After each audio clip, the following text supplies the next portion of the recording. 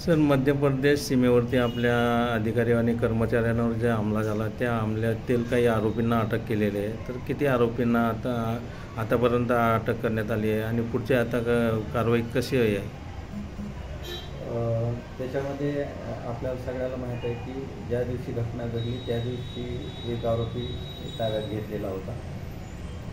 त्यानंतर आम्ही काल रात्री पुन्हा 3 आरोपी त्यातले अटक केलेले आहेत आणि अटक आरोपींना आज चोपडा न्यायालयामध्ये हजर करण्यात येणार आहे. त्या ठिकाणी त्यांची पोलीस कोठडी घेऊन आणि त्यांना या गुन्ह्यासंदर्भानं आणि अवैध शस्त्र निर्मितीच्या संबंधाने सखोल विचारपूस करण्यात येणार आहे.